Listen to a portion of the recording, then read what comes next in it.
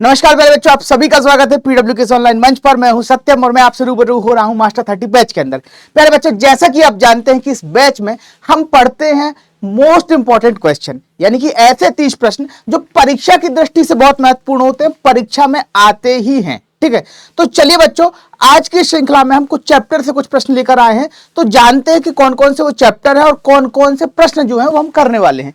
तो बेटा यहां पर जो है ना, हम यूपी बोर्ड के जो 3 चैप्टर हैं, ठीक है, जिनमें से पहला जो हमारा चैप्टर है वो है पद, जो कि सूरदास द्वारा रचित है, धनुषभंग और वन पथ गमन, जिसको तुलसीदास जी ने लिखा था, और कवित्त सेवैये यानी कि रसखान द्वारा जो चैप्टर लिखा गया था। उन चैप्टर से आज हम कुछ प्रश्नों को हल करने वाले हैं। यूपी बोर्ड का पैटर्न ही है, जैसा कि आप जानते हैं कि यहां से ना 6 अंक के लिए पद्यांश आते हैं। क्या आते हैं? पद्यांश। ठीक है, अगर कविता होगी तो गद्यांश आएगा, और अगर कविता होगी तो पद आएगा, और अगर गद्य होगा यानी कि पाठ होगा तो फिर वहां से क्या आता है? गद्यांश आता है। और सिलेबस के अकॉर्डिंग ना यहां से आपको गद्यांश पद्यांश ही आते हैं, जिनका जो अंक होता है, जो प्राप्तांक आपको वहां से प्राप्त होता है, वो 6 अंक के लिए आसपास होता है। ठीक है, तो परफेक्ट तो 6 अंक ही होता है, लेकिन कभी कभार पेपर के अंदर इसको हम ऊपर नीचे जाते हुए देख पाते हैं। ठीक है बच्चा, चलिए बात करते हैं हमारे पहले प्रश्न की, यानी कि पहले गद्यांश की, पहले पद्यांश की। तो पहला जो पद्यांश है वो सूरदास जी के जो पद हैं उनसे लिया गया है, और पद्यांश इस प्रकार से है। चरण कमल बंदौ हरि राई, जाकी कृपा पंगु गिरि लंघ है, अंधे को सब कछु दर्शाई, बहरो सुने गूंग पुनि बोले, रंक चले सिर छत्र धराई, सूरदास स्वामी करनामय, बार बार बंदहु तिन पाई। तो प्यारे बच्चों, यहाँ पर जो है ना, इस पद के अंदर सूरदास जी ने ना कृष्ण की वंदना की है, क्योंकि कृष्ण उनके आराध्य देव हैं। तो उनकी वंदना करते हुए सूरदास जी कहते हैं कि हे प्रभु, आपके चरणों में मेरा बारंबार प्रणाम है, मैं आपके चरणों की बार बार पूजा करता हूं। ठीक है, और फिर साथ ही साथ बताते हैं महत्व कि जाकी कृपा पंगु गरी लंघे, यानी कि जिसकी कृपा के कारण लंगड़ा भी क्या हो जाता है? चलने लगता है, और जो पर्वत है उसे नाक जाता है। ठीक है, यानी कि उसे लांघ जाता है। फिर आगे कहते हैं अंधे को सब कछु दर्शाई, अंधे को सब कुछ दिखाई देने लगता है, बहरे को सब कुछ सुनाई देने लगता है। ठीक है, और जो रंक होता है वो राजा हो जाता है। ठीक है, तो ये ईश्वर की इच्छा है। ठीक है, वो जो चाहे वो कर सकता है। ठीक है, ईश्वर अगर चाहे तो रंक को राजा और राजा को रंक कर सकता है। ठीक है, बनाने पे आ जाए तो बहुत कुछ बना देता है। ठीक है, और मिटाने पे आ जाए तो बहुत से बादशाहों को मिटा भी देता है। ठीक है, तो इस तरीके से यहां पर उन्होंने बताई है अपने ईश्वर की महिमा। और फिर आगे सूरदास जी कहते हैं, सूरदास स्वामी करुणामय, बार बार बंदौ तिन पाई। ठीक है, कि ऐसे प्रभु जो इतने करुणामय हैं कि जो अंधे को भी चला सकते, अंधे को भी दिखा सकते हैं, जो लंगड़े को भी पर्वत चढ़वा सकते हैं। ठीक है, जो एक रंक को राजा बना सकते हैं, इतने कृपालु ईश्वर की जो है ना, इतने कृपालु कृष्ण की जो है ना, मैं बार बार वंदना करता हूं। ठीक है, और उनके चरणों में नमस्कार करता हूं। देखो, बार बार बंदौ तिन पाई मतलब उनके पैरों को बार बार पूजता हूं। तो ये तो हो गया ब्रज के अंदर, पर इसका जो अर्थ निकलता है वो यही निकलता है कि ऐसे ईश्वर की, ऐसे कृष्ण की जो वंदना है मैं बारंबार करता हूं। अब आ जाते हैं बेटा प्रश्नों पर। तो यहाँ पर जो आपका पहला प्रश्न है वह है, उक्त पद का संदर्भ लिखिए, रेखांकित भाग की व्याख्या कीजिए, और चरण कमल बंदौ हरि राई में कौन सा अलंकार है। तो भैया जी चलिए शुरुआत करते हैं प्रश्नोत्तरों को हल करने की। जब भी आपसे पूछा जाए, क्या पूछा जाए? उक्त पद में कौन सा अलंकार है, तो भैया इस चीज को समझ लेना। क्या? पहले उस लाइन को अच्छे तरीके से पढ़ना है। ठीक है, देखो होता क्या है कि जो अलंकार केवल उन पे नहीं बनता, जो सीधा जो है ना पैराग्राफ या जो आपका पद्य है वो सीधा आप कहाँ देख रहे हैं? सीधा का सीधा एग्जाम में जाके देख रहे हैं। ऐसे बच्चों पे अलंकार नहीं बनता है। ठीक है, अलंकार का टेक्निक ये है कि जब भी आप चैप्टर पढ़ें तो लगातार देखो, हर पद के अंदर यूपी बोर्ड के अंदर अलंकार पूछता ही पूछता है। ठीक है, तो हर पद के अंदर अलंकार आता है। ठीक है, जब भी आप कविता पढ़ेंगे तो कविता का जो पद होगा, जो पैराग्राफ होगा, उसके अंदर हर पैराग्राफ के अंदर अलग अलंकार होता है। तो जब आप पढ़ रहे होते हैं तभी उसको अंडरलाइन करके नोट कर लें अपनी बुक के बाजू में, ऐसे अंडरलाइन लाइन को टिक कर दें और उसके बाजू में लिख दें कि फला अलंकार का उदाहरण है। और सीधा सीधा उदाहरण ही तुमसे पूछता है, कभी भी वो डिटेल में परिभाषा वगैरह नहीं पूछता है। तो इतना सरल काम रहता है। अब बढ़ते हैं प्रश्न के अंदर। पहले प्रश्न में हमसे पूछा गया था, उक्त पद का संदर्भ लिखिए। तो भैया प्रस्तुत पद जो है हमारी हिंदी की पाठ्य पुस्तक के पद्य खंड के सूरदास नामक पाठ से अवतरित है। इसके रचयिता कौन है? सूरदास है। उक्त पद में सूरदास जी ने अपने प्रभु की वंदना की है। तो बेटा जी जब भी आप संदर्भ लिखें, दो तीन चीजों का हमेशा ध्यान रखें। जैसे आपको ये बताना है कि भैया ये जो हम लिख रहे हैं ये हमारी पाठ्य पुस्तक के माध्यम से हमने लिख रहे हैं, और पाठ्य पुस्तक के गद्य खंड में भी कौन से पाठ से लिया गया है, सूरदास नामक पाठ से ये अवतरित है। और इसके रचयिता कौन है भैया, राइटर कौन है इसके, तो इसके राइटर हैं सूरदास जी। ठीक है, और इसके अंदर देखो ये तीन चीजें हो गई कि आपने अपना किताब का नाम बता दिया, गद्य खंड या पद्य खंड, कहां से चैप्टर लिया वो बता दिया, चैप्टर का नाम क्या है, राइटर कौन है ये आपने बता दिया। और इसके अंदर आपको फिर ये भी आप बता सकते हैं अगर चाहें कि भाई ये जो भाव है, ये जो कविता है वो किस माध्यम को लेकर लिखी गई, वो इसका जो अर्थ है वो किसको समर्पित है। ठीक है, तो ऐसा करके जो है ना आपका संदर्भ आपका कंप्लीट हो जाता है और एक अलग तरीके से वो दिखाई भी देता है, अच्छा भी लगता है दिखने में, कहते चलो बच्चा ने प्रॉपर तरीके से लिखा है। ठीक है, तो ये था आपका संदर्भ। इसके बाद करते हैं दूसरे प्रश्न की। दूसरा प्रश्न आपसे ये कहता है रेखांकित भाग की व्याख्या कीजिए। तो भाई रेखांकित भाग है कौन सा, आइए समझ लेते हैं।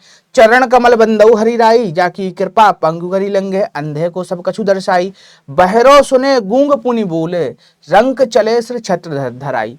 तो भैया यहाँ पर जो है ना सूरदास जो है वो कृष्ण की भक्ति की परंपरा को बढ़ाते हुए अपने आराध्य देव की वंदना करते हुए कहते हैं कि हे प्रभु आपके चरण कमलों को मेरा नमस्कार है, प्रभु आपके जो पैर हैं उनकी मैं बार बार पूजा करना चाहूंगा, आपको बार बार पूजना चाहूंगा, क्योंकि आप इतने दयालु हैं कि आपकी कृपा से, पंगु मतलब होता है जिसके पैर ना हो, ठीक है, यानी कि लंगड़ा, ठीक है, विकलांग जो पैरों से विकलांग हो, ठीक है, तो पंगु यानी कि लंगड़ा भी गिरी नाक सकता है, मतलब गिरी लंघे मतलब गिरी को लांग सकता है, लंगड़ा भी जो है ना वो पहाड़ पर चढ़ सकता है, अंधे को सब कुछ दिखाई देने लग सकता है, ऐसा भी हो सकता है कि अंधा सब कुछ देख पाए, और जो बोल नहीं सकता वो भी बोलने लगता है, आपकी कृपा अगर मिल जाए।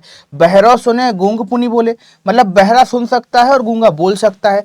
रंक चले सिर छत्र धराई, रंक यानी कि गरीब जो भिखारी किस्म के लोग होते हैं ना कि कुछ नहीं है उनके पास, एकदम कंगाल टाइप है, उन्हें ही कहते हैं रंक। ठीक है, तो रंक भी राजा हो जाता है, ठीक है, बहुत चक्रवर्ती सम्राट हो जाता है ऐसे ईश्वर की कृपा से। ठीक है, तो ये बेटा इसका भावार्थ था, इसको लिखा भी गया है। ठीक है, आप चाहें कि आपको करना ही है, ठीक है, इसको पढ़ लीजिएगा। और इसका भाव बस इतना है, सूरदास ने अपने प्रभु की वंदना करते हुए कहते हैं कि हे हरि आपके चरणों को बारंबार वंदना है, आपकी श्री कृष्ण की कृपा पाकर लंगड़ा पहाड़ लांग जाता है, अंधे को सब कुछ दिखाई देता है, बहरे को सब कुछ सुनाई देने लगता है, एवं रंक कंगाल भी राजा हो जाता है। ठीक है भैया जी, तो ये था दूसरा प्रश्न।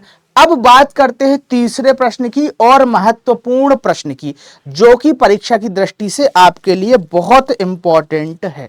ठीक है, देखो क्या पूछा गया था, चरण कमल बंदौ हरि राई में कौन सा अलंकार है। तो बेटा इन दोनों में, ठीक है, चरण कमल बंदौ हरि राई में रूपक अलंकार है। अब रूपक अलंकार क्या होता है ये चीज समझ लो। रूपक जहां उपमेय और उपमान दोनों को एक ही मान लिया जाता है। क्या मान लिया जाता है, दोनों को एक ही मान लिया जाता है। ठीक है, अत्यंत सादृश्यता होने के कारण दोनों को एक ही मान लिया जाता है। ठीक है,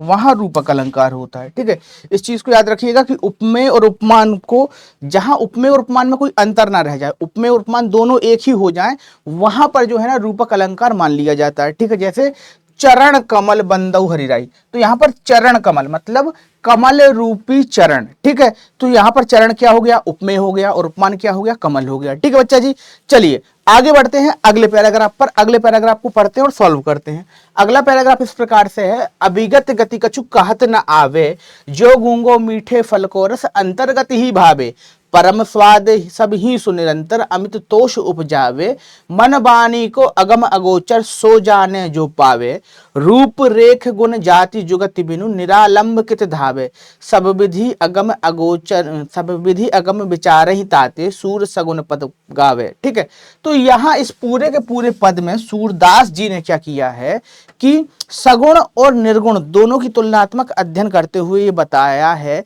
कि निर्गुण जो पंथ है उसकी आराधना की जटिलता क्या है, किस कारण जो है वो निर्गुण पंथ जो है वो जटिल हो जाता है, और इसी का विचार करते हुए सूरदास जी क्यों सगुण की भक्ति कर रहे हैं, यानी कि कृष्ण के सगुण साकार रूप की भक्ति कर रहे हैं। ठीक है, तो देखो अभिगत गति कछु कहत नावे, अभिगत मतलब जिसको जाना ना जा सके या जिसको बताया ना जा सके, ठीक है। तो अभिगत गति मतलब अभिगत ऐसी अवस्था जिसको कुछ कहा नहीं जा सकता या किसी के बारे में कुछ बताया नहीं जा सकता, ऐसी अवस्था के बारे में मैं क्या कहूं, ठीक है। ज्यों गूंगो गूंगे मीठे फल को रस अंतर्गत ही भावे, जैसे गूंगा जो होता है अपने स्वाद के कारण, जैसे गूंगे ने कोई मीठा फल खाया, अब उस फल का स्वाद तो वो अंदर ही अंदर ले सकता है कि आहा बढ़िया मीठा फल है, लेकिन उस फल की व्याख्या नहीं कर सकता, क्योंकि बोल ही नहीं सकता तो व्याख्या कैसे करेगा। इसी तरीके से क्या होता है, इसी उदाहरण को देते हैं सूरदास जी कि भाई जो निर्गुण निराकार ब्रह्म है वो भी इसी प्रकार से है कि भाई हम उसकी उपासना तो कर ही नहीं कर रहे हैं, पर हम वह क्या भाव है, उसकी उपासना से हमें कैसा आनंद प्राप्त होगा, उसकी अभिव्यक्ति हम आपको नहीं कर पा रहे हैं, ठीक है। फिर देखिए क्या है, परम स्वाद सब ही सुनिरंतर अमित तोष उपजावे, कि भाई स्वाद के अंदर तो बहुत अच्छा है, परम स्वादिष्ट है और मन के अंदर बहुत शांति देगा, ठीक है। पर मन वाणी को अगम अगोचर सो जाने सो पावे, ठीक है, कि भाई जो हम मन वाणी से अगम और अगोचर है, मन से भी उसकी अभिव्यक्ति नहीं हो रही है, वाणी से भी उसकी अभिव्यक्ति नहीं हो रही है, तो हम उसके बारे में क्या कहें, कैसे दूसरों को बताएं, ठीक है। रूप रेख गुण जाति जुगाति बिनु निरालंब किति धावे, कि भाई आगे सूरदास जी कहते हैं कि जो चीज दिखाई नहीं दे रही, समझ में नहीं आ रही और उसके साथ संबंध स्थापित करना बहुत जटिल हो रहा है या हमारी उतनी क्षमता नहीं है, तो उसकी आराधना के लिए हम कहाँ कहाँ जाएंगे। फिर देखिए दूसरी लाइन में क्या कहते हैं, सब विधि अगम विचार ही ताते सूर सगुन पद पावे, कि भैया इन तमाम जटिलताओं का विचार करते हुए मैं यानी कि जो सूरदास है वो सगुण ईश्वर की उपासना करते हैं, ठीक है। तो ये इसका भावार्थ था। अब बात करते हैं आने वाले प्रश्नों की। तो भैया पहला प्रश्न क्या है, उक्त पद का संदर्भ लिखिए। दूसरा प्रश्न है रेखांकित भाग की व्याख्या कीजिए। ज्यों गूंगो मीठे फल को रस में कौन सा अलंकार है। तो भैया आइए फटाफट सॉल्व कर लेते हैं। उक्त पद की व्याख्या जो है वो क्या रहेगी, सेम वही व्याख्या रहेगी कि भैया प्रस्तुत पद जो है हमारी पाठ्य पुस्तक हिंदी के पद नामक पाठ से लिया गया है, जिसके रचयिता सूरदास जी हैं, ठीक है। और यहाँ पर इस पद के अंदर सूरदास जी ने अपने क्या किया है, अपने प्रभु की निर्गुण और सगुण अभिव्यक्ति, निर्गुण सगुण भक्ति को व्यक्त करते हुए सगुण भक्ति को श्रेष्ठ बताया है, ठीक है। फिर आ जाइए दूसरी बात पर कि भाई रेखांकित पद की व्याख्या करनी। तो देखो रेखांकित पद के अंदर क्या दिया गया है, जो गूंगे मीठे फल को रस अंतर्गत ही भावे परम स्वाद सब ही सुनिरंतर अमित तोष उपजावे। तो यहाँ पर आप बताएंगे कि उक्त पद में सूरदास जी निर्गुण उपासना को व्यक्त करते हुए कहते हैं कि जिस प्रकार गूंगे व्यक्ति का जो मीठा फल है उसका जो आनंद है वो मन ही मन लेता है, मगर उसको चाहकर भी दूसरे के सामने व्यक्त नहीं कर पाता, उसी प्रकार से निर्गुण ब्रह्म की जो उपासना है, निर्गुण ब्रह्म जो है वो एक मीठे फल के समान है, जिसका स्वाद और जिसका जो रस है वो तो मन में आनंद उत्पन्न कर देगा, लेकिन हम उस आनंद को, उस रस को किसी के सामने व्यक्त नहीं कर पाएंगे, किसी के सामने कह नहीं पाएंगे। इसी कारण ना उन्होंने निर्गुण साधना को गूंगे का जो है वो फल कहा है, गूंगे का मीठा फल कहा है कि भाई खा तो सकते हो, स्वाद ले सकते हो, आनंद आएगा, पर व्यक्त नहीं कर सकते हो, ठीक है भैया जी। चलिए आगे बढ़ते हैं अगले प्रश्न की ओर। अगला प्रश्न क्या है, जो गूंगो मीठे फल को रस में कौन सा अलंकार है। तो भैया जी यहाँ पर दृष्टांत अलंकार है। कौन सा, दृष्टांत, ठीक है। अब दृष्टांत अलंकार क्या वाला है ये समझ लो। जब भी एक बात कही जाए और उसको दूसरे बात, और देखो एक बात उन्होंने कही और दूसरी बात के माध्यम से उसका दृष्टांत दिया, उसका उदाहरण दिया, वहीं पर दृष्टांत अलंकार होता है। एक सीख कह दी, एक बात कही और उसी बात को फिर उदाहरण के माध्यम से समझा देना ही दृष्टांत अलंकार कहलाता है, ठीक है। पर यहाँ पर एक चीज समझ लेना कि हमेशा हमेशा जो है दृष्टांत अलंकार जो है ना शब्द साम्यता पर विश्वास नहीं रखता है, ठीक है। हमेशा शब्द की समानता हो दृष्टांत अलंकार में, ये अनिवार्य नहीं है, ये उक्ति के अर्थ में समानता होगी, ठीक है। लेकिन सरल भाषा में हम कहेंगे अगर दृष्टांत अलंकार के बारे में तो हम ये कहेंगे कि एक कथन की पुष्टि में दूसरा उदाहरण देना ही दृष्टांत अलंकार कहलाता है, ठीक है भैया जी। चलिए आगे बढ़ते हैं अगले पद की ओर। अगले पद में कहा जा रहा है, ऊधो मन ना भये 10-20 एक हुतु सो गयो श्याम संग को अवराधे ईस इंद्री शिथल बिनु भई के सब बिनु जे ज्यों देही बिनु शीस आशा लगी रहती तन श्वासा जीवहि कोटि बरीस तुम तो सखा श्याम सुंदर के सकल जोग के ईस सूर हमारे नंद नंद बिनु और नहीं जगदीश। ठीक है, तो इस पद का पहले तो भावार्थ समझो कि भाई ये पद कहता क्या है। मूलतः ये पद जो है ना, ये गोपिकाओं और उद्धव के बीच का संवाद है। ठीक है, जहां पर गोपिकाएं ये कहती हैं कि कृष्ण के बिना कोई नहीं, किसी की अब पूजा वूजा कुछ नहीं हो सकता, केवल कृष्ण और कृष्ण। ठीक है, और इसके जवाब में उद्धव जो है उन्हें ज्ञान देना शुरू करते हैं कि अरे सगुण भक्ति छोड़ो, तुम तो निर्गुण भक्ति अपनाओ, योग करो, ये करो वो करो। तो इन्हीं दोनों के बीच से जो बातचीत होती है, जो वाद विवाद होता है, उस पर दोनों लोगों के अपने अपने तर्क हैं। गोपिकाएं जहां प्रेम प्रधान तर्क देती हैं कि भाई प्रेम के आधार पर वो कृष्ण को अपने ऊपर शासन का अधिकारी बताती हैं। वो कहती हैं कि भाई हम कृष्ण से प्रेम कर रहे हैं। ठीक है, और उद्धव जो है वो उन दोनों चीजों को नकारते हुए कहते हैं अरे प्रेम व्रेम छोड़ो, भक्ति करो। ठीक है, योग का मार्ग पकड़ो, ज्ञान की ज्योत जलाओ। इन तमाम बातों से बहस जो है तो उन दोनों में होती है। और उन्हीं में से एक पद निकल कर आता है जिसमें गोपिकाएं उद्धव से कह रही होती हैं, उद्धव मन ना भय 10-20, यानी कि हे उद्धव मेरे जो मन है वो बहुत ज्यादा 10-20 मन नहीं है, एक ही मन था जो कृष्ण के साथ चला गया, और जब चला गया तो चला गया। ठीक है, अब मुझे कुछ नहीं करना है। ठीक है, फिर आगे जो है ना गोपिकाएं ये कहती हैं उद्धव से कि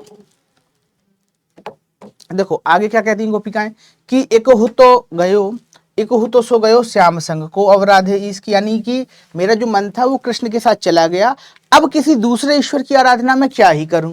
इंद्रिय शिथिल बिनु, इंद्रिय शिथिल बिनु, इंद्रिय शिथिल भाई बिनु केशव बिनु। ठीक है, कि भाई मेरी जो इंद्रियां हैं, मेरी जो 10 इंद्रियां हैं वो केशव के बिना शिथिल हो गई, यानी कि जब कृष्ण नहीं है तो जो मेरी इंद्रियां हैं, मेरे जो स्वभाव, जो मेरा स्वभाव है वो शिथिल हो गया है, मतलब उसमें कोई उत्साह नहीं बचा है। जैसे कि कोई व्यक्ति का सर कट जाता है, ठीक है, तब उसका शरीर कैसा हो जाता है, केवल फड़फड़ाता रहता है, किसी काम का नहीं है। तो वही जो अवस्था है वो मेरी हो गई है कि शरीर तो है मगर वो किसी काम का नहीं बचा है। ठीक है, फिर देखो क्या है, आशा लगी रहती तन श्वासा जीवहि कोटि बरीस, कि भैया मुझे मन में आशा लगी रहती है कि कभी ना कभी तो मुलाकात होगी, कभी ना कभी तो पानी बरसेगा। ठीक है, तो जैसे बारिश होने का आशा रहती है वैसे कृष्ण से मिलने की आशा है। तुम तो सखा श्याम सुंदर के सकल जोग के ईस, हम सूर हमारे नंद नंदन बिनु और नहीं जगदीश, कि भैया फिर गोपिकाएं उद्धव से कहती हैं कि भैया तुम तो कृष्ण के परम सखा हो ना, परम मित्र हो, तो तुम्हें तो सब कुछ आता होगा, तुम तो सकल युग की ईश हो, पर हमारे तो केवल कृष्ण हैं और इनके अलावा हम किसी दूसरे की पूजा करते ही नहीं है, इनके अलावा हम किसी दूसरे को भाते ही नहीं है। ठीक है भैया जी, चलिए आगे बढ़ते हैं। भावार्थ समझने के बाद पढ़ते हैं प्रश्नोत्तरों की ओर। तो भैया प्रश्नोत्तरों में पहला प्रश्न हमसे पूछा गया है, उक्त पद का संदर्भ लिखिए, फिर है रेखांकित भाग की व्याख्या, और इंद्रिय शिथिल बिनु, इंद्रिय शिथिल भई केशव बिनु ज्यों देहि बिनु शीस में कौन सा अलंकार है, तुम तो सखा श्याम सुंदर के सकल जोग के ईस। ठीक है, इन सारे सवालों के उत्तर प्राप्त करने हैं। तो चलिए भैया जी शुरुआत करते हैं। यहाँ पर संदर्भ जो रहेगा वो पूर्ववत रहेगा, पहले की तरह ही हमें प्रयोग करना है क्योंकि बार बार संदर्भ वही बात है।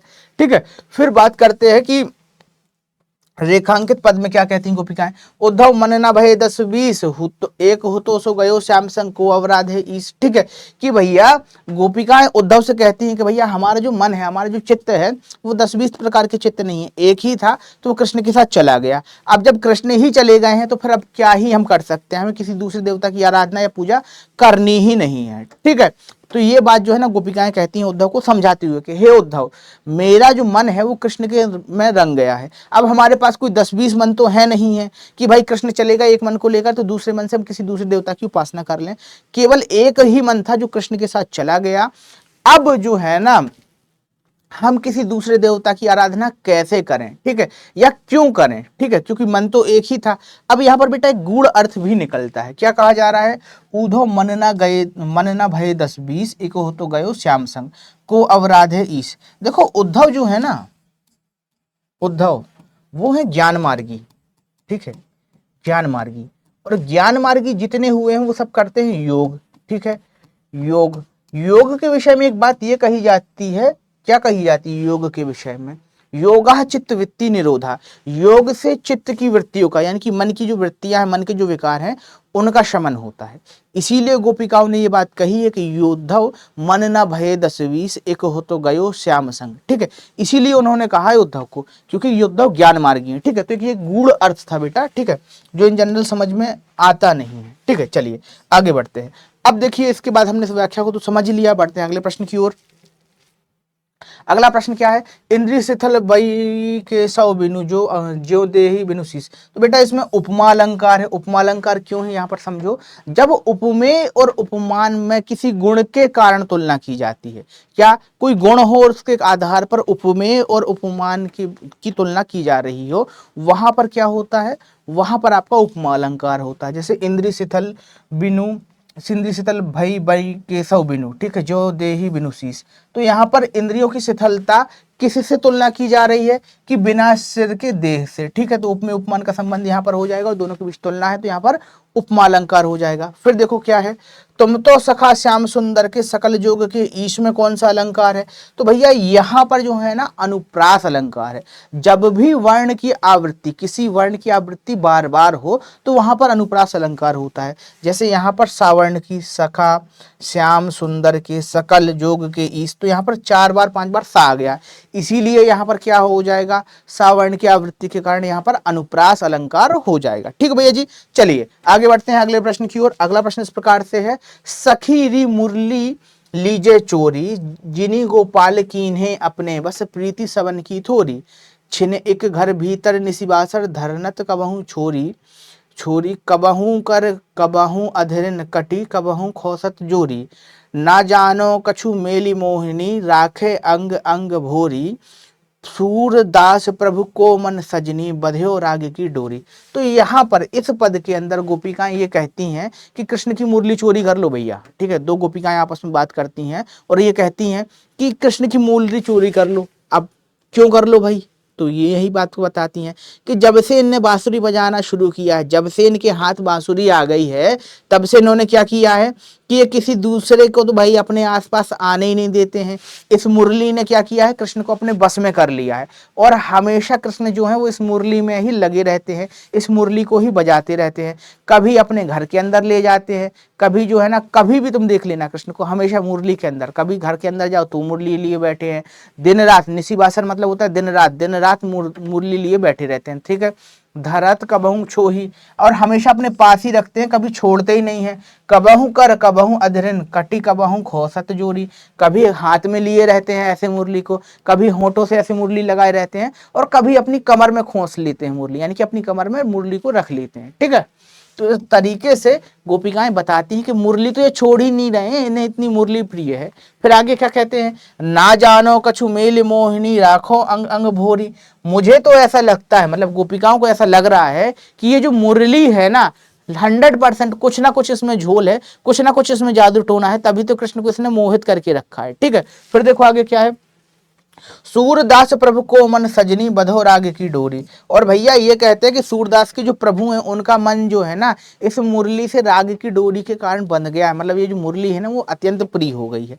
चलिए भैया जी अब बात करते हैं प्रश्नोत्तरों की। तो प्रश्न इस प्रकार से, उक्त पद का संदर्भ लिखिए। तो बेटा ये पूर्वत रहेगा, रेखांकित पद की व्याख्या तो इसको हम समझ लेते हैं, मुरली चोरी करने की बात में कौन कर रहा है, और सूरदास को मन सजनी बंध राग की डोरी में कौन सा अलंकार है। तो प्यारे बच्चों यहाँ पर जो है ना आपका जो क्या रहेगा, संदर्भ पूर्वत रहेगा, ठीक है। और रेखांकित भाग की यदि बात करें तो रेखांकित भाग के अंदर क्या होने वाला है, सखीरी मुरली लीजे चोरी। यहां पर गोपिकाएं आपस में ये कहती हैं कि भाई कैसे भी करके कृष्ण की मुरली चुरा लो, क्योंकि ये जो कृष्ण की मुरली है हमारे प्रेम के अंदर बाधा बनी हुई है, ऐसी बाधा बनी हुई है कि भैया इस मुरली ने कृष्ण को अपने बस में कर लिया है और सबकी जो प्रीति है वो तो टूटने वाली है, वो तब दिखाई नहीं देती कृष्ण को, केवल जो है ना वो मुरली और कृष्ण दोनों ही रह गए हैं, ठीक है। इसीलिए गोपिका ये कहती हैं कि कृष्ण ने मुरली ने कृष्ण को अपने बस में कर लिया है। और भाई अब किसी की जो प्रेम की बात है, गोपिकाओं का जो प्रेम है वो कृष्ण ने उस प्रेम को भुला चुकी है, ठीक है भैया जी। चलिए आगे बढ़ते हैं, बात करते हैं आगे की। अगला जो क्या है, मुरली चोरी की बात करने की बात कौन कहता है, तो भैया मुरली चोरी करने की बात जो है वो गोपिकाएं करती हैं, कि गोपिकाएं ये कह रही हैं कि कैसे भी करके मुरली चोरी कर लो, ठीक है। और बात करते हैं इसकी कि सूरदास प्रभु को मन सजनी बंधो राग की डोरी में कौन सा अलंकार है। तो भैया यहाँ पर जो है ना रूपक अलंकार है। कौन सा अलंकार है, रूपक अलंकार है। और रूपक अलंकार के विषय में पहले ही बताया गया था कि जहां उपमेय और उपमान की जो बात है वहां पर जब सादृश्यता दिखाई देने लगे, उपमेय और उपमान दोनों एक ही दिखाई देने लगे, तब वहां पर रूपक अलंकार है। जैसे राग की डोरी, तो राग रूपी डोरी में क्या हो जाता है आपका रूपक अलंकार, दोनों एक ही दिखाई देने लगते हैं, उपमेय और उपमान जो है वो एक ही दिखाई देने लगता है, इसीलिए यहाँ पर रूपक अलंकार हो जाता है। चलिए भैया जी बात करते हैं अगले चैप्टर की, जिसका नाम है धनुष भंग, तुलसीदास द्वारा लिखित। ये चैप्टर बहुत इंपॉर्टेंट है। क्यों इंपॉर्टेंट है? क्योंकि देखो सूर, तुलसी और रसखान, यहां से लगातार प्रश्न आता है। ठीक है, 5 नंबर का या 6 नंबर का एक क्वेश्चन आपको जरूर दिखाई देता है। ठीक है, और अगर सोचो कि इस चैप्टर से आपको लेखक परिचय भी आ जाए और लेखक परिचय के साथ साथ आपको आ जाए क्या, एक पद्यांश, तो आपका कितना बड़ा फायदा हो गया। 5 नंबर का लेखक परिचय आ गया और 6 नंबर का एक पद्यांश आ गया आपको, तो लो बैठे बैठे आपके 11 नंबर पक गए। ठीक है, और 11 नंबर मिल जाना बड़ी बात होती है एक चैप्टर से। ठीक है, पर ऐसा बहुत स्पेशल कंडीशन में आ जाता है कि भाई एक उसी चैप्टर से वो पद भी पूछ रहा है और उसी चैप्टर से आपका लेखक परिचय भी पूछ रहा है। ठीक है, तो ये चीजें होती है, पर देखो प्रोबेबिलिटी हर चीज की होती है, तो हो सकता है कि इस चैप्टर से ऐसा भी आ जाए आपसे लेखक परिचय भी पूछ ले और आपसे पद भी पूछ ले। तो चलिए भैया जी शुरुआत करते हैं, इस चैप्टर को समझते हैं, इस पद को पढ़ते हैं।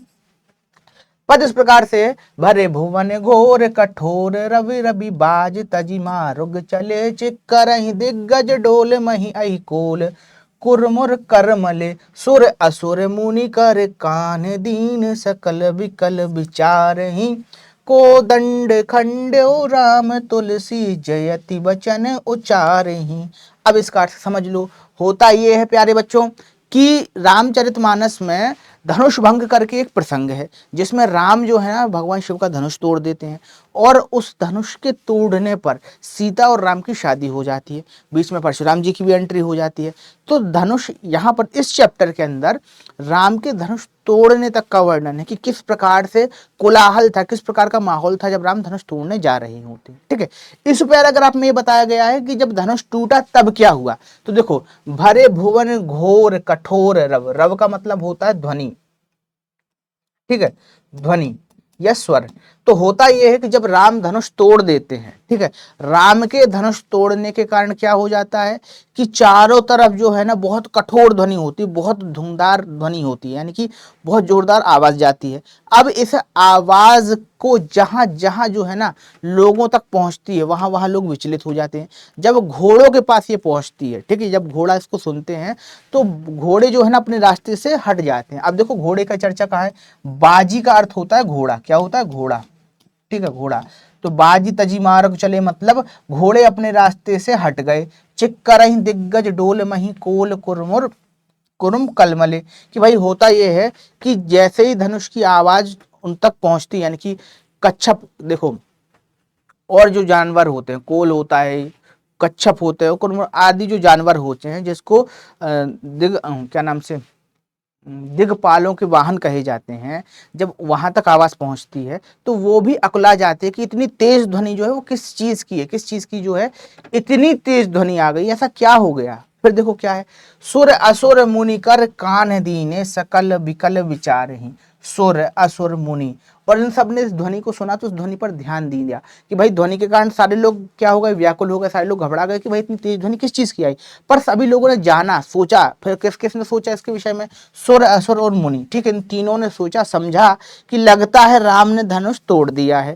कोदंड खंडऊ, कोदंड मतलब होता है बेटा धनुष। क्या होता है? धनुष, धनुष। ठीक है, तो कोदंड खंडऊ यानी कि धनुष जो है वो राम ने तोड़ दिया है और तुलसी जयति जय वचन उचार है। और जब ये बात लोगों के जहन में आई, जब इन लोगों ने विचार किया और राम ने धनुष तोड़ दिया, तब सारे लोगों ने राम की जय जयकार की। ठीक है, ये इस भाव का अर्थ था, इस पद का अर्थ था। चलिए अब बढ़ते प्रश्नोत्तर की ओर। तो प्रश्नोत्तर में आपसे पूछा जा रहा है उक्त पद का संदर्भ लिखिए, रेखांकित पद की व्याख्या कीजिए। कोदंड खंडू राम किसने धनुष भंजन किया? देवता, राक्षस और मुनिजन।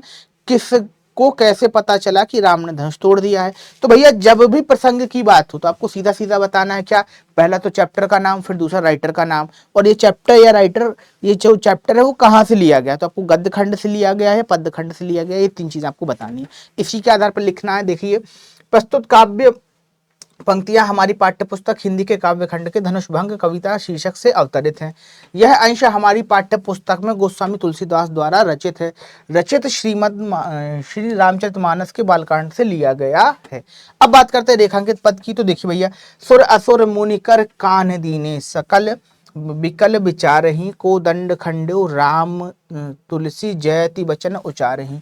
धनुष के टूटने की आवाज सुनकर देवता, राक्षस और मुनि जो है ना वो कानों पर हाथ रखकर व्याकुल और विचार करने लगे। पहले तो भाई धनुष की जहां से टूटने की आवाज सुनी तो क्या हुआ, सबसे पहले कान पे ऐसे हाथ रखे, क्योंकि जो धनुष टूटा था वो हल्का वल्का धनुष तो था नहीं, भगवान शिव का धनुष था और बहुत भयंकर धनुष था। अब एक युग और दो युग तो उसको रखने ही रखने में जो है वो चला गया था। सतयुग में जो है ना उस धनुष का प्रयोग हुआ था, भगवान शिव ने किया था। और सतयुग के बाद यहाँ पर द्वापर, ठीक है, त्रेता में जो है ना राम आके उस धनुष को तोड़ते हैं। तो इतना भयंकर धनुष था कि युगों युगों तक वो धनुष जो है वो संरक्षित था। सोचिए कितना खतरनाक धनुष हुआ होगा। और ऐसे धनुष की जब टूटने की आवाज होती है तो सारे लोग क्या होते हैं, अपनी इस ध्वनि से अकुला जाते हैं, व्याकुल हो जाते हैं कि भाई अरे ये क्या हुआ। और फिर ज्ञानी लोग अंदाज लगाते हैं कि हो ना हो राम ने धनुष तोड़ दिया है और ये जो आवाज थी वो उसी धनुष के टूटने की थी। अब जैसे ही धनुष टूट गया तो सारे लोगों ने राम की जय जयकार भी कर दी कि वाह राम जी की जय, उन्होंने धनुष तोड़ दिया, वाह। ठीक है, तो ये बात थी। अब चलो आगे बढ़ते हैं अगले प्रश्न की ओर। अगले प्रश्न में आपसे पूछा गया था किसने धनुष भंजन किया, तो भैया राम जी ने धनुष भंजन किया। और अगला प्रश्न में आपसे पूछा गया था देवता, राक्षस और मुनिजन को कैसे पता चलता है कि राम ने धनुष तोड़ दिया।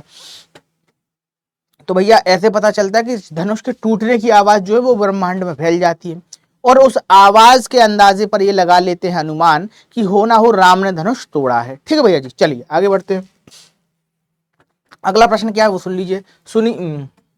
सुनी सुंदर बैन सुधार ससाने, स्यानी जानकी जानी भली, तिरछे करी नैन दे से तेने समझाई कछु मुस्काए चली, तुलसी तही अवसर सोह सबे, बिलोकति लोचन लाहु अली, अनुराग तड़ाग में भानु उदय, बिगसी मनु मंजुल कंज कली। तो भैया होता ये है, ये जो भाग है ना ये यहाँ से लिया गया, क्या नाम से, वन पथ गमन पर, ठीक है, वन पथ की ओर से लिया गया है। तो बेटा यहाँ पर होता ये है कि तुलसी की जो राम लक्ष्मण और सीता होती हैं वो एक गांव से गुजरते हैं और जब गांव से गुजर रहे होते हैं तो गांव की स्त्रियों को उत्सुकता होती ही है, तो वो पूछ लेती हैं सीता जी से कि ये सावरे से सखी रावरे को हैं, ठीक है, यानी कि ये जो हैं ये कौन है तुम्हारे भैया बताओ तो, ये सांवरे से जो है।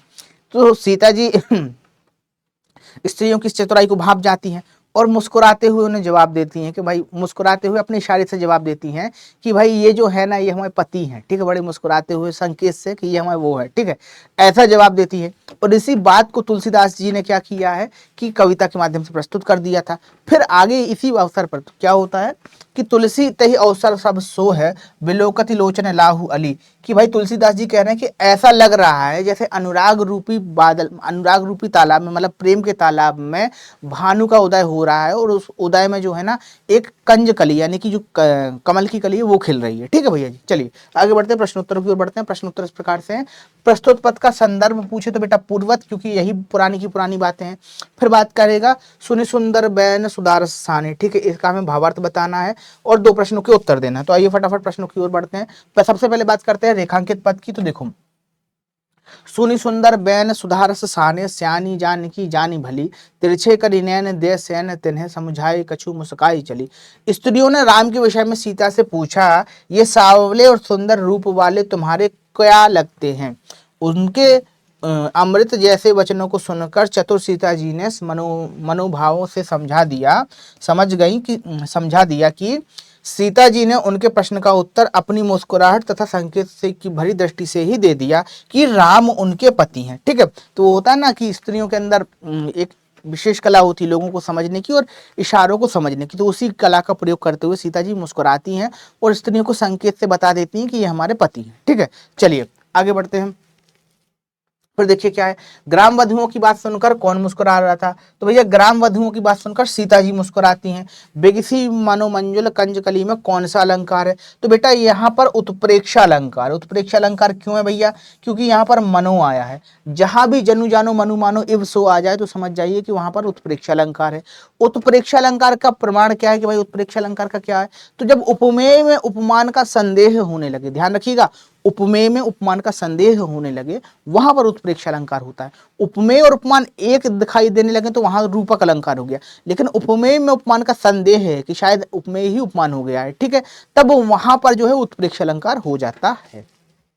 चलिए बात करते हैं अगले प्रश्न की। अगला प्रश्न है, रानी में जानी अजानी महापवि पाहन हूते कठोर हियो, राजहु काज अकाज न जान्यो, कहती को जिने कान कियो, ऐसी मनोहर मूर्ति ये बिछुरे, कैसे प्रीतम लोग जिए, आखिन में सखी राखबे जोग, इन्हें किमि के बनवास दियो है।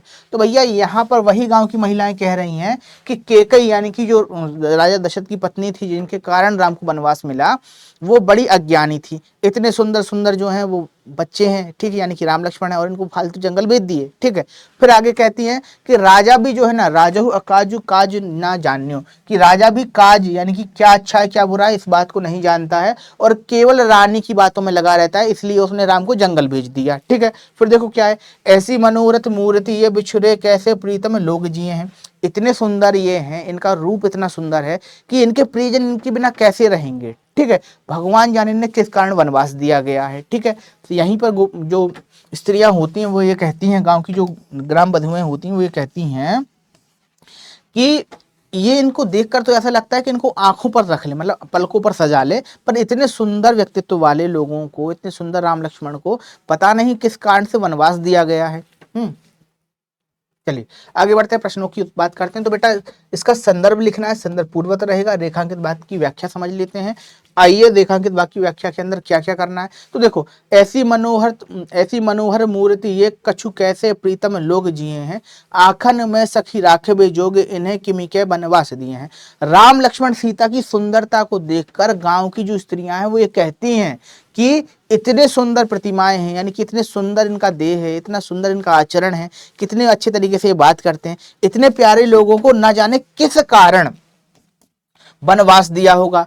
और जब ये वनवास में है तो इनके जो लोग हैं, इनके जो प्रियजन हैं, ये कैसे जीवित रह रहे होंगे, ठीक है। तो यही बात जो है वहां पर कही गई है कि राम लक्ष्मण जानकी की सुंदरता को देखकर गांव की स्त्रियां विचार करती हैं, इनमें से बिछुड़कर इनके प्रियजन कैसे जीवित रहेंगे। हे सखी, ये तीनों तो आंखों में बसाने योग्य है, न जाने किस कारण इन्हें वनवास दिया गया है, ठीक है। तो बेटा ये जीवन का भाग है कि जो आप चाहेंगे वो होगा नहीं, और जो आप नहीं चाहेंगे वो 100% हो जाएगा, ठीक है। तो इसी तरीके से राम को जंगल जाना पड़ता है। फिर देखो आगे क्या, अगले प्रश्न पूछा गया है, गांव की स्त्रियों ने किसे अजानी कहा है। तो गांव की स्त्रियों ने केकई को अज्ञानी यानी कि अजानी कहा है। और क्यों कहा है भैया, क्योंकि केकई जो है ना वो अपने अज्ञान के कारण राम को जंगल पहुंचा देती हैं, ठीक है। फिर देखो अगला प्रश्न क्या है, उक्त पद के अनुसार कौन आंखों में बसाने योग्य हैं। तो भैया राम लक्ष्मण जानकी यानी कि जो युगल सरकार है वो आंखों में बसाने के योग्य है, ठीक है भैया जी। चलिए आगे बढ़ते हैं। अगले प्रश्न में हमसे पूछा गया है क्या, अब यहाँ से बेटा सूरदास रसखान शुरू हो जाएंगे, ठीक है। तो रसखान का जो पहला पद है उस प्रकार से पूछा गया है, भूरी भरे अति सोमित श्यामजू, तैसी बनी सिर सुंदर चोटी, खेलत खात फिरे अंगना, पग पैजनी बाजत पीली कचोटी, वाछा भी को रस खानी विलोकत, वारत काम कला निंद कोटी, काग के भाग बड़े सजनी, हरि हाथ से ले गयो माखन रोटी। तो भैया जी सबसे पहले इसका अर्थ समझ लो। यहाँ पर अर्थ बस इतना है कि रसखान जी ने एक भाव व्यक्त किया है कि भूरी भरे अति शोभित श्यामजू, यानी कि धूल से भरे जो कृष्ण हैं अति शोभायमान हो रहे हैं, बड़े सुंदर लग रहे हैं। और देखो बच्चे खेलते हुए अच्छे लगते भी हैं, ठीक है। तैसी बनी सिर सुंदर चोटी, उसी तरीके से उनके सिर पर एक चोटी बनी है जो भी शोभायमान हो रही, जो भी और अच्छी लग रही है। खेलत खाते फिरे अंगना, पग पैजनी बाजत पीली का चोटी, कि भाई खेलते हैं खाते हैं, मतलब खाते पीते घूम रहे हैं अपने गांव, अपने घर के आंगन में, ठीक है। और उनके पैरों में पैजनी यानी कि पायल बंधी हुई है, ठीक है। और पायल का स्वर जो है वो भी आ रहा है। और पीली कचोटी यानी कि पीली जो है वो एक धोती पहन के रखे, जिसको बोलते हैं ना कचोटी या कच्छा जिसको बोलते हैं, ठीक है। और जिसको बुंदेली के अंदर पुंतरिया बोलते हैं, ठीक है। तो वो चीज उन्होंने पहन रखी है, एक छोटी सी धोती पहन रखी है और उसको पहनकर घूम रहे हैं, ठीक है। वह छवि को रस खानी विलोकत, वारत काम कला निज कोटि, कि ऐसी छवि को देखकर रसखान जी करोड़ों कामों की जो कलाएं हैं, करोड़ों काम जो हैं वो कृष्ण पर निछावर कर दे रहे हैं, ठीक है। तो यहाँ पर काम का अर्थ है काम देवता से, जिनको हिंदू मैथोलॉजी के अंदर, जिनको भारतीय साहित्य में सुंदरता का प्रतीक माना जाता है, ठीक है। और उनसे सुंदर कोई नहीं होता। तो ऐसा कहते हैं कि कृष्ण इतने सुंदर लग रहे हैं देखते हुए इस अवस्था में कि उन पर करोड़ों कामों को वार दिया जा सकता है। फिर देखो, काग के भाग बड़े सजनी, हरि हाथ सो ले गयो माखन रोटी, ठीक है। कि भाई इसी के साथ होता यह है कि इतने में कौवा आता है और कृष्ण के हाथ से माखन रोटी, जो रोटी खा रहे होते हैं, उसको हाथ से ऐसे छीन कर ले जाता है। और इसी बात को लेकर रसखान जी ये कहते हैं कि भैया कौवे का भाग देखो कि उसको स्वयं कृष्ण जो है वो अपने हाथ से खिला रहे हैं और कौवा जो है उनके हाथ से खा रहा है, ठीक है। चलिए आगे बढ़ते हैं। देखिए अगला जो प्रश्न है उस प्रकार से पूछे जाते हैं, उक्त पद का संदर्भ लिखिए। फिर अगला प्रश्न आपसे पूछा जाएगा, रेखांकित बात की व्याख्या कीजिए। और सबसे अंत में आपसे 2 प्रश्न पूछे जाएंगे कि कवि ने किसकी सुंदरता पर कोटि कामवार दिए हैं और कवि ने काग के भाग्य की सराहना क्यों की है। तो चलिए भैया फटाफट पढ़ लेते हैं, फटाफट प्रश्नों के उत्तर समझ लेते हैं। उक्त पद का संदर्भ लिखिए, तो फटाफट बता दीजिएगा कि उक्त जो पद है वो प्रस्तुत पद रसखान कवि द्वारा रचित रसखान सुजान या सुजान रसखान से हमारी पाठ्य पुस्तक हिंदी के काव्यखंड में संकलित है। अब यहाँ पर आपने 2 चीजें बता दी कि रसखान द्वारा रचित है, ठीक है, और इस पद के अंदर क्या है कि भाई कृष्ण की सुंदरता का वर्णन किया गया है, ठीक है। तो इस तरीके से आप इसका संदर्भ लिख सकते हैं। अब बात करते हैं रेखांकित भाग की। तो रेखांकित भाग में ये हमसे पूछा जा रहा था, धूरी भरे अति शोभित श्यामजू तैसी बनी सिर सुंदर चोटी। धूल से सने हुए कृष्ण, जो श्याम कृष्ण हैं, वो बड़े ही सुंदर प्रतीत हो रहे हैं और ऐसे ही उनके सिर पर सुंदर से सुंदर चोटी है। इस चोटी को देखकर बढ़िया अच्छा आनंद प्राप्त हो रहा है कि बताओ कितना अच्छा बच्चा है जो खेल रहा है, ठीक है। फिर देखो आगे क्या कहते हैं कि खेलत खात फिरे अंगना, अपने आंगन में खेलते घूमते घूम रहे हैं, ठीक है। और उसके साथ साथ उनके जो पैरों में पायल है वो भी बज रही है और पीली सी कचोटी पहने हुए हैं। तो वही बात कह रहे हैं कि कृष्ण धूल धूसरित अत्यधिक शोभायमान हो रहे हैं, वैसे ही उनके सिर पर सुंदर चोटी सुशोभित हो रही है। वे खेलते और खाते हुए अपने घर के आंगन में विचरण कर रहे हैं, उनके पैरों में पायल बज रही है और वे पीले रंग की छोटी धोती पहने हुए हैं, ठीक है। तो यही बात है जो हमने समझी थी, इसी बात को लिख देना है बस, और कुछ नहीं करना है। फिर देखो आगे क्या है। अगले प्रश्न में आपसे पूछा गया था कि भैया किसकी सुंदरता पर कवि ने लाखों काम वार दिए हैं। तो भैया कृष्ण की सुंदरता पर, कवि के आराध्य देव जो कृष्ण हैं उनकी सुंदरता पर कवि ने लाखों काम कोटि काम को वार दिया है। फिर अगला प्रश्न है, कवि ने काग के भाग की सराहना क्यों की है। तो भैया काग जो है ना, यानी कि कौवा जो है, वो कृष्ण के हाथ से माखन रोटी ले गया है और इसी कारण कवि ने काग के भाग की सराहना की है। चलिए भैया जी अगले प्रश्न की ओर बढ़ते हैं। अगला प्रश्न इस प्रकार से है, आज गई हुती हो भोर ही हो रस खान रई वही नंद की भौनी, बाको जिय जुग लाग करोड़ जसमती को सुख जात कहू नहीं, तेले लगाई लगाई के अंजन भौही बनाई बनाई डिठोनी, डारी हमें लानी हारे निहारत वारत जो पुचकारत छो नहीं। तो भैया यहाँ पर इस पद में जो है वो एक गोपिका दूसरी गोपिका को ये बताती है कि आज सुबह सुबह, हे सखी, आज सुबह जब मैं नंद के भवन गई, यानी कि नंद के बाबा के घर गई, तो मैंने देखा कि जसमती मैया जो है अपने बच्चे को बड़ा प्यार कर रही थी, अपने लाला को, अपने कृष्ण को बड़े प्यार से तैयार कर रही थी। और इस सुख को देखकर मुझे ऐसा लगा कि उनका कृष्ण जो है ना वो हजारों साल तक जीता रहे, क्योंकि जसमती को जो आनंद की प्राप्ति हो रही है वो कहने योग्य तो नहीं है। तेल लगाई लगाई के अंजन, अपने लाला को तैयार कर रही हैं, तेल लगा रही हैं, अंजन लगा रही हैं, भौएं बना रही हैं और डिठोना लगा रही हैं। डिठोना मतलब एक टीका होता है काजल का, यहाँ लगा देते हैं बच्चों को कि नजर ना लगे। डारी हमें लानी, भैया डारी मतलब एक तरीके का हार होता है हमें लानी, उस हार को भी लगा बच्चे को पहना रही हैं और प्यार से पुचकार रही हैं, ठीक है। तो ये इसका भावार्थ था। अब चलिए बच्चा बढ़ते हैं प्रश्नोत्तरों की। प्रश्न में पूछा जा रहा है उक्त पद का संदर्भ लिखिए। तो बेटा संदर्भ अब जो है ना हमेशा पूर्ववत ही रहेगा कि पहले कैसे लिखा था। प्रस्तुत पद जो है वो हमारे पाठ्य में संकलित कविता सेवैया नामक शीर्षक से लिया गया है। इस पाठ की जो रचयिता है वो रसखान, इस पद की जो है वो रचयिता वो जो है वो रसखान है। अब बात करते हैं रेखांकित भाग की व्याख्या की। तो देखिए रेखांकित भाग में पूछा गया है, आज गई होती हो भोर ही हो रस खाने रही के नंद की भोनी। हे सखी, आज सुबह उठते ही मैं कहाँ गई थी, नंद बाबा के घर गई थी, ठीक है। बाको जी जो लाख करोड़ जसमती को सुख जात कहीं नहीं। और वहां जाकर मैंने देखा कि भैया जसमती जो है ना अपने कृष्ण को तैयार कर रही हैं और उसको देखकर मुझे ऐसा लगा कि भाई उनका जो लड़का है वो लाखों करोड़ों साल तक जिए, क्योंकि जसमती का जो सुख है वो कहते हुए नहीं बन रहा है कि अपने बच्चे को किस प्रकार से तैयार करना है। फिर मैया जो है वो किसे सजा रही हैं, जसोदा मैया किसे सजा रही हैं, तो जसोदा मैया कृष्ण को सजा रही हैं, ठीक है। और नंद के घर कौन गया है, तो भैया नंद के घर जो है ना एक गोपी जाती है जो कि कृष्ण को देखने के लिए गई थी, ठीक है। तो ये इस गद्यांश के अर्थ थे, सारी चीजें लिखी हुई हैं, आप चाहें तो पढ़ सकते हैं, ठीक है। अब आगे बढ़ते हैं अगले पद की ओर। अगला पद वही है, मानुष हो तो वही रस खान बसो ब्रज गोकुल गांव के ग्वारन, जो पशु हो तो कहो बसो मेरो चरो नित्य नंद की धेनु मझारन। पाहुन हो तो वही गिर को जो धर्यो कर छत्र पुरंदर धारन, जो खग हो तो बसेरो करो मिली कालिंदी कूज कदम्ब की डारन। तो भैया यहाँ पर जो है ना रसखान जी ये बात कहते हैं कि अगर मैं मनुष्य बन जाऊं अगले जन्म में, वैसे तो ये बहुत कठिन होता है कि एक मनुष्य मरकर वापस मनुष्य बन जाए, ठीक है, लेकिन अगर कभी बन जाऊं तो वहीं कहाँ, गोकुल में जाकर मेरा निवास हो। और कहाँ निवास हो, गोकुल के ग्वालों के बीच में। और अगर कहीं पशु बन जाऊं, पशु बन गया तो मेरा तो कोई वो रहेगा नहीं, मतलब मेरी मर्जी तो चलेगी नहीं, पर फिर भी मैं नंद बाबा की गायों के बीच में रोज चरता हुआ पाऊं मिलूं, ठीक है। फिर देखो क्या है, पाहुन हो तो वही गिरी को जो धरो कर छत्र पुरंदर धारण, कि अगर पत्थर बन जाऊं मरने के बाद तो उसी पहाड़ का पत्थर बनूं जिसको भगवान कृष्ण ने उठाया था, ठीक है। फिर देखो आगे क्या है, जो खग हो तो बसेरो करो मिली कालिंदी कूल कदम्ब की डारन, कि भैया अगर खग हो जाऊं यानी कि पशु पक्षी हो जाऊं, खग का अर्थ होता है बेटा पक्षी, अगर पक्षी हो जाऊं तो भैया कालिंदी कूल कदम्ब की डारन, यानी कि मेरा जो बसेरा हो वो कालिंदी यानी कि यमुना नदी के किनारे जो कदम्ब की डाल है उस पर मेरा बसेरा हो जाए, ठीक है। तो इस प्रकार से इस पद के माध्यम से कवि ने अपनी कृष्ण प्रियता को दिखाया है। क्या दिखाया है, कृष्ण भक्ति को, ठीक है, कृष्ण भक्ति को, कि भाई कवि के अंदर किस प्रकार की भक्ति है, ठीक है।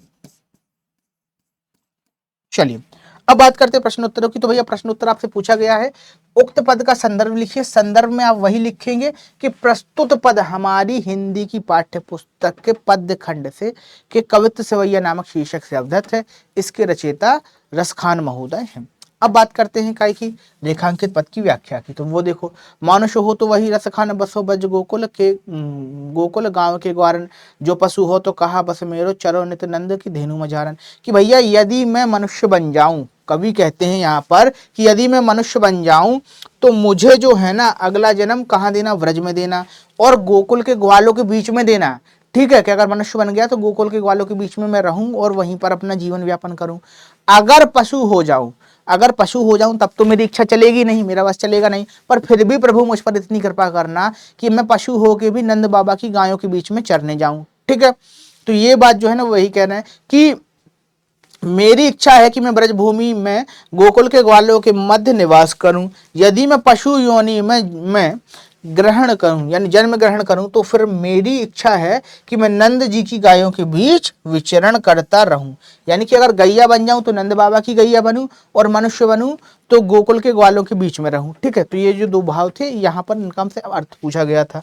चलिए भैया जी बात करते हैं अगले प्रश्न की। अगला प्रश्न इस प्रकार से है, ब्रज में निवास करने की कामना कौन कर रहा है। तो भैया ब्रज में निवास करने की कामना जो है वो हमारे कविवर रसखान महोदय कर रहे हैं, ठीक है। और कालिंदी कूल कदम्ब की डारन पर कौन सा अलंकार यानी कि उक्त पंक्ति में कौन सा अलंकार है। तो बेटा उक्त पंक्ति में अनुप्रास अलंकार है। अब अनुप्रास अलंकार क्या होता है वो समझ लो। जब भी वर्ण की आवृत्ति होगी, क्या होगी, वर्ण आवृत्ति होगी, वर्ण की आवृत्ति हो, जब भी वर्ण की आवृत्ति हो। अब वर्ण क्या होता है, जैसे यहां पर किस वर्ण की आवृत्ति हो रही है, यहाँ पर का वर्ण की आवृत्ति हो रही है। काय की जैसे कालिंदी में कहा जाता है, कूल में कहा गया, कदम्ब की डार पे कहा गया, ठीक है। तो यहाँ पर क्या आ गया, 3 बार जो है वो का वर्ण की आवृत्ति हो गई है, ठीक है।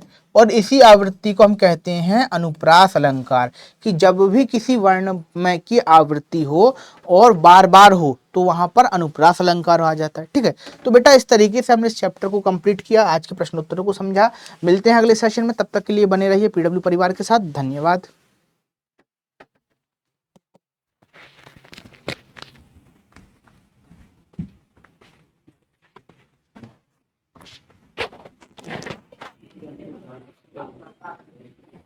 बोला